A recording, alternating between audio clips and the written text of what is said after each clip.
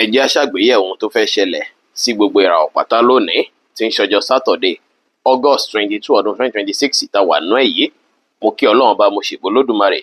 ìbà akọ́dá ayé, ìbà àṣẹ̀dá ọ̀run, mo ṣe bọ̀rùnmìlà, atórí ẹni tí ò sunwọ̀n ṣe,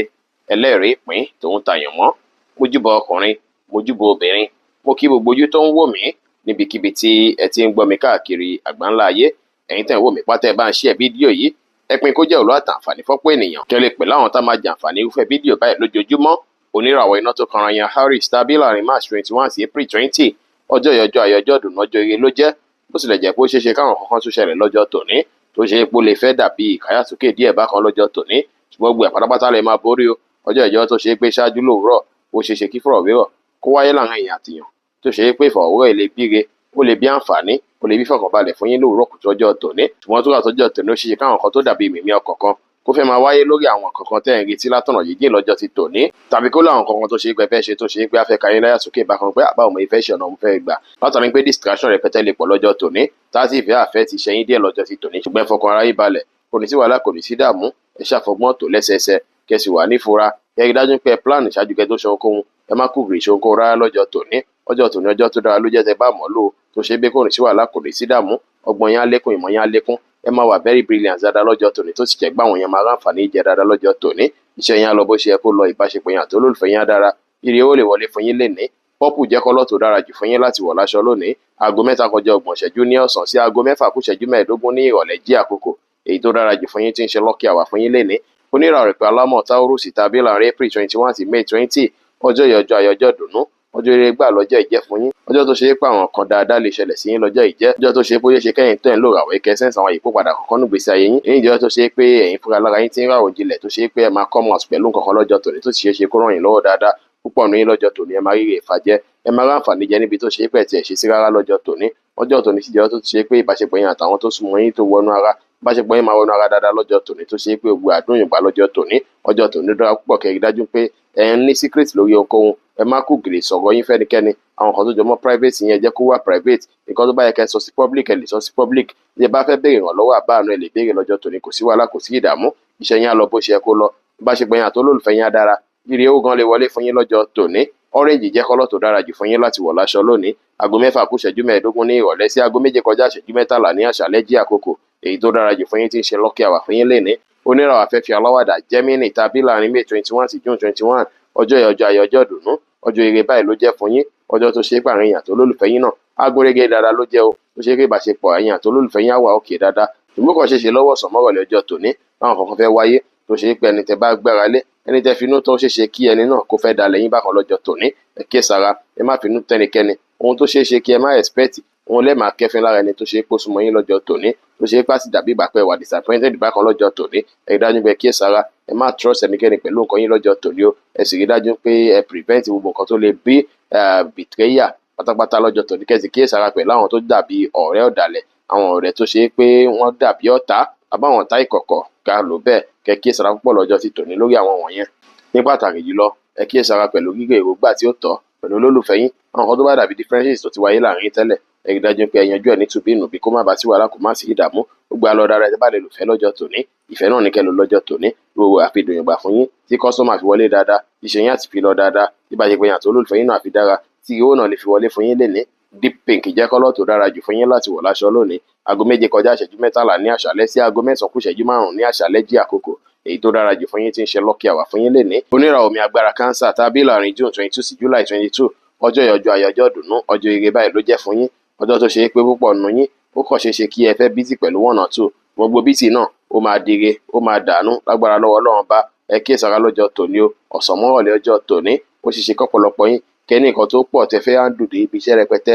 tẹ́lẹ̀ náà sì lè fẹ́ bí ìmì ọkàn fún yín bákan lọ́jọ́ tòní. Ẹ rí dájú pé ẹ kíyèsára, ẹ ṣe prayer dáadáa lọ́jọ́ tòní, gbogbo nǹkan tó lè affect ipò yín, gbogbo nǹkan tó lè affect iṣẹ́ yín kó má wáyé rárá lọ́jọ́ tòní, tó ṣeéṣe káwọn stress díẹ̀díẹ̀ kò fẹ́ wáyé lórí ọ̀rọ̀ iṣẹ́ púpọ̀ lọ́jọ́ sí tòní tó ṣe é pé máa bẹ̀ fẹ́ plan ara yín, ó dára kẹ́ fi gbogbo nǹkan sí plan, ẹ ṣe nǹkan yín ṣiṣẹ́ tẹ̀lé ló dára kí gbogbo ẹ̀ lè gún régé lọ́jọ́ tòní kó má bàa sí wàhálà, kó má bàa sí ìdààmú. ẹ sì ní ẹ gbọ́dọ̀ procrastinate bá ṣe sọ lánàá òde yìí, ẹ má procrastinate rárá, ẹ má lò dọ́ọ̀la kẹ́ tó ṣe àbòdọ̀sán la kẹ́ tó iṣẹ́ kíṣẹ́ lọ́jọ́ tòní, ẹ focus lórí iṣẹ́ yín dáadáa kẹ́ lè ráǹfààní àtòrí gbámú, iṣẹ́ yín á lọ dáadáa, ìbáṣepọ̀ yín àti olólùfẹ́ yín á dára, ire owó lè wọlé fún yín lénìí. Magenta jẹ́ kọ́lọ́ tó dára jù fún yín láti wọ̀ láṣọ lónìí. aago 9 kù ìṣẹ́jú 5 ní àṣálẹ́ sí aago 11 kù ìṣẹ́jú 10 ní àṣálẹ́ jẹ́ àkókò èyí tó dára jù fún yín tí ń ṣe lucky hour fún yín lénìí. Oníràwọ̀ iná tó gbóná rere Leo tàbí láàrin July 23 sí August 22 ọjọ́ ìyọjọ́ ayọ̀jọ́ dùnú ọjọ́ eré báyìí ló jẹ́ fún yín. Lóòrọ̀ tẹ́ bá jí ó ṣe ṣe kí ẹnu máa gbé yín fún ọ̀pọ̀ ọ̀kẹ́ láwọn ọ̀rọ̀ kan tó ṣe pé máa sọ lọ́jọ́ tòní tó ṣe pé ó lè ran ìgbésí ayé ọmọlàkejì lọ́wọ́ tó ṣe pé ó lè bí kẹ́yìn gan nídàgbàsókè tó lè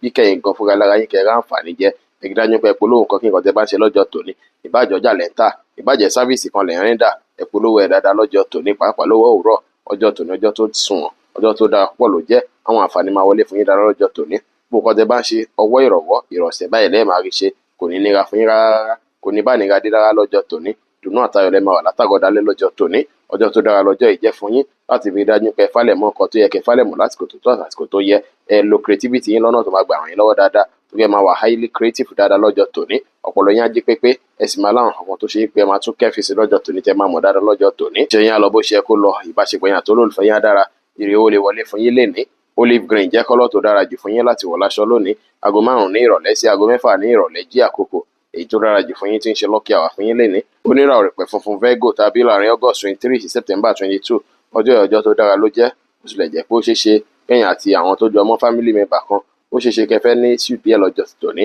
pàápàá lọ́wọ́ sọ̀mọ́rọ̀lẹ́ abẹ́ni tẹjọ́ ń gbélé abẹ́ni tó ṣe pé ó súnmọ́ yín tẹjọ́ wà ní compound kan náà ó ṣeé ṣe kí ẹ fẹ́ ní iṣu kékeré lọ́jọ́ tòní. Ẹ lè fẹ́ máa rè rògbà tí ó tọ́ àbí kí rògbà tí ó tọ́ nípa èèyàn kan tó jẹ́ family member kó jẹ́ nǹkan tó ṣe pé ẹ fẹ́ máa rò lọ́jọ́ tòní. Ẹ kí sara púpọ̀ lọ́jọ́ tòní. Ẹ rí dájú pé àyíká yín wà ní mọ́tótó ẹ sì rí dájú pé ẹ mú sùúrù lò dáadáa lórí ohunkóhun tí ẹ bá ń ṣe lọ́jọ́ tòní kéni lè gún régé iṣẹ́ yín á lọ bó ṣe yẹ kó lọ ẹ̀yin tẹ̀ ń tajà láti ilé ẹ máa rí ṣe dáadáa lọ́jọ́ tòní abẹ́yìn tó ṣe pé nǹkan tó jọmọ́ nǹkan lé ẹ máa rà ànúgbà dáadáa lọ́jọ́ tòní bá ṣe gbẹ̀yàn tó lùfẹ́ yín á dára ire ó lè wọlé fún yín lénìí pẹ̀lú pínkì jẹ́ kọ́lọ́ tó dára jù fún yín láti wọ̀ láṣọ lónìí aago 12 ní ọ̀sán sí aago 1 ní ọ̀sán jí àkókò èyí tó dára jù fún yín tí ń ṣe lucky hour fún yín lénìí. Oníràwọ̀ afẹ́fẹ́ márìmí fún Libra tàbí láàrin September 23 sí October 22 ọjọ́ ìyọjọ́ ayọ̀jọ́ ọdún ọjọ́ ire ló jẹ́ fún yín ọjọ́ tó ṣe pé àárín ẹ̀yàn àtàwọn tó súnmọ́ yín bí ẹ̀gbọ́n àtàbúrò agúnrégé dáadáa ìfọ̀rọ̀wérọ̀ pẹ̀lú gbogbo èèyàn pátá jágere. Mo ti sọ lánàá náà lórí lénìí ẹ rí dájú pé ẹ polówó ọjà yín dáadáa ẹ polówó ọjà yín ẹ open service yín ẹ ṣàlàyé fáwọn èèyàn pé nǹkan báyìí ni mò ń ṣe ó ṣe ṣe kọ́ bá yín dúnàdúrà yàtọ̀ lọ́jọ́ tòní torí àwọn tó ṣe pé wọ́n gbà yín ká lọ́jọ́ tòní bí ìgbà pẹ́jọ ọjọ́ yàtọ̀ yàpàpà dodo ló máa rí ọjọ́ tòní ọjọ́ tó dára pọ̀ ló jẹ́ fẹ́yìn tẹ́ ń lóra wọ̀nyí. Ọ̀pọ̀lọpọ̀ yín sì rí lọ́jọ́ tòní ìrọ̀rùn báyìí lẹ́ẹ̀fì máa access information lọ́tún lọ́sì àwọn information kan máa tó yín lọ́wọ́ lọ́jọ́ tòní ẹ rí dájú pé ẹ lò lọ́nà tó máa gbà wọ́n yín lọ́wọ́ ó ṣe ṣe kẹtù ní inspiration dáadáa lọ́jọ́ tòní káwọn kankan fẹ́ sí yín lọ́pọlọ èyí máa wọ̀nyí lọ́wọ́ lórí ohunkóhun tí ẹ bá ń ṣe lásìkò yìí ọpọlọ yìí máa jí pépé yóò bá nílò àmọ̀ràn yín lẹ́nìí fún wọn kò sí wàhálà kò sí ìdààmú ohun tẹ bá sọ fún wọn tó bá tẹ̀lé ó máa padà rí bẹ́ẹ̀ o bẹ́ẹ̀ ló máa rí láṣẹ lọ́wọ́ Ọlọ́run bá ṣèyìn àlọ́ bó ṣe kó lọ bá ṣe pèyàn tó lólùfẹ́ yín dára ire ó lè wọlé fún yín lénìí yẹ́lò jẹ́ kọ́lọ́ tó dára jù fún yín láti wọ̀ láṣọ lónìí aago 6 ní ìrọ̀lẹ́ sí aago 7 ní àṣálẹ́ jí àkókò èyí tó dára jù fún yín tí ń ṣe lucky hour fún yín lénìí. Oníràwọ̀ omi tútù Scorpio tàbí láàrin October 23 sí November 22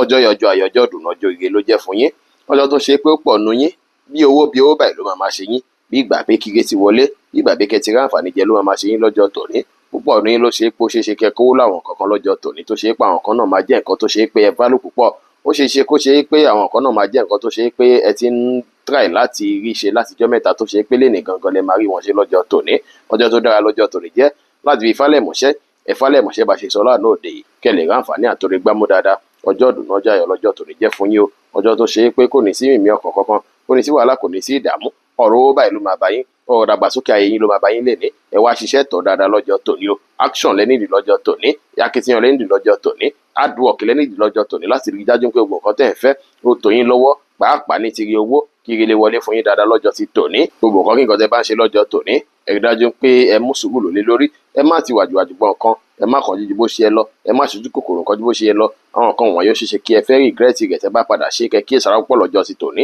ọjọ́ ìyá lọ bó ṣe ẹ kó lọ kò sí wàhálà rárá bá ṣe gbẹ̀yàn tó lólùfẹ́ yín náà dára ire owó lọ́ọ̀lì wọlé fún yín lénìí. Turquoise blue jẹ́ kọ́lọ́ tó dára jù fún yín láti wọ̀ láṣọ lónìí aago 4 ní ìrọ̀lẹ́ sí aago 5 ní ìrọ̀lẹ́ jí àkókò èyí tó dára jù fún yín tí ń ṣe lucky hour fún yín lénìí. Oníràwọ̀ iná àtùpà Sagittarius tàbí láàrin November 23 sí December 22 ọjọ́ ìyọjọ́ ayọ̀jọ́ ọdún ọjọ́ ire ló jẹ́ fún yín ọjọ́ tó ṣe pé tẹ́ bá jí lòwúrọ̀ kùtùkùtù ó ṣeé ṣe kí ẹ gbọ́ ròyìn kan látọ̀nà yìí gìn tó ṣe pé ìròyìn náà máa múnú yín dùn á máa yọ̀ yín kún ẹ máa gbúrò ayọ̀ ẹ máa gbúrò òkèrè dùnnú ẹ máa gbúrò òkèrè yọ̀ lọ́jọ́ tòní. Ọjọ́ tòní tíjọ́ tó ṣe é pé púpọ̀ nínú yín ó wá ṣeéṣe káwọn kan tó dàbí àìgbọ́ra ẹni yé kọ̀ọ̀kan ó fẹ́ wáyé láàrin èèyàn àti bóyá ọmọ bíbí inú yín ni àbẹ́rìn èèyàn àtẹni tó jẹ́ olólùfẹ́ yín àbẹ́rìn àtẹni tó ṣe é pé ó jẹ́ bí ọ̀gá yín bẹ́ẹ̀ sì ni àwọn kan kí nǹkan tẹ́ ń ṣe lọ́jọ́ tòní ó ṣeéṣe kí ẹ fẹ́ ní lack of clarity bákan tó bá ti ń di bí ọwọ́ ọ̀sán mọ́rọ̀lẹ́ ọjọ́ tòní kó dàbí ìgbà pé ẹ̀ ń try láti figure out àwọn kankan ó dàbí ìgbà pé nǹkan náà tún wá mẹ́hẹ̀ bákan ó dàbí ìgbà pé nǹkan náà ò fẹ́ figure ara ẹ̀ out lọ́jọ́ tòní ẹ rí dájú pé ẹ mú sùúrù lò ẹ má wulẹ̀ ronú àròjù lọ́jọ́ tòní kí yẹn má bàa affect health yín ẹ rí dájú pé nǹkan tó bá tí ò bá ṣeéṣe léni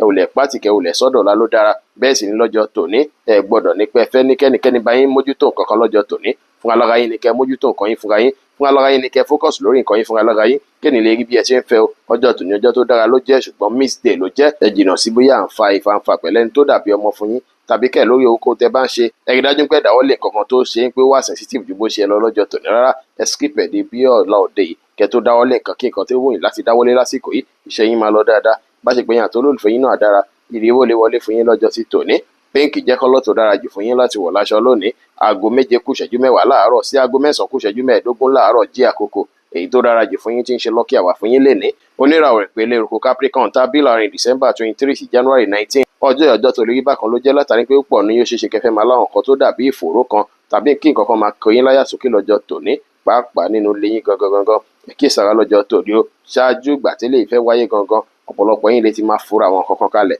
ẹ lè ti máa ní bí àwọn ìfura àwọn sáìn kan lè ti máa jẹyọ fún yín lọ́jọ́ tòní ẹ ní lábó nínú ilé yín láṣẹ lọ́wọ́ Ọlọ́run bá ó ṣeé kó ṣe é pé inú ilé tẹ́ máa wà ó kọ́ lè dàbí ìgbà páyà yín déédéé já àbí bẹ̀rù bójó déédéé wáyé lọ́jọ́ tòní tàbí kó dàbí ìgbà páyì káyìn bóyá kẹtì ẹ̀ wá ṣe nǹkan tó jẹ mọ́ spiritual cleansing kẹ́kọ̀ọ́ àròkàn nípa ọ̀rọ̀ ilé yín lọ́jọ́ tòní eléyìí tí lè fẹ́ dá ìbẹ̀rù bójó kalẹ̀ tàbí kẹrí nǹkan tó lè bani lẹ́rù díẹ̀ nínú ilé lọ́jọ́ tòní bẹ́ẹ̀ sì ni ó ṣeé ṣe kí ẹ lálàá tó jọmọ́ titi family lọ́wọ́ àṣálẹ́ ọjọ́ tòní tó ṣe é pé àlá náà sì lè jálà tó ṣe é pé ó ní àwọn ìtumọ̀ kan tó ń tún fún ìgbésí ayé yín bóyá ọ̀la ṣẹ́gun ni bóyá nǹkan tó jọ bẹ́ẹ̀ ni ó ṣeé ṣe kí ẹ ṣàlàálà lọ́jọ́ ti tòní tó jọ mọ́ ti fámílì lọ́jọ́ tòní ẹ rí dájú pé ẹ kíyèsára lọ́jọ́ tòní ẹ ṣe dára sáwọn tó rọ̀gbà yín ká ẹ má finú tán ẹnikẹ́ni màlẹ́bí mi ni ọmọ ẹ̀gbọ́n mi ọmọ àbúrò mi ni ẹ kíyèsára púpọ̀ lọ́jọ́ ti tòní ẹ rí dájú pé ẹ wà calm ẹ̀yin tó ṣe pé iṣẹ́ láti ilé ó ṣeé ṣe kẹ́kẹ́ àǹfààní jẹ látòwúrọ̀ ìsídìí bí ọwọ́ ọ̀sán ṣùgbọ́n tó bá di bí ọwọ́ ọ̀sán mọ́rọ̀lẹ́ ó ṣeé ṣe kí nǹkan fẹ́ rí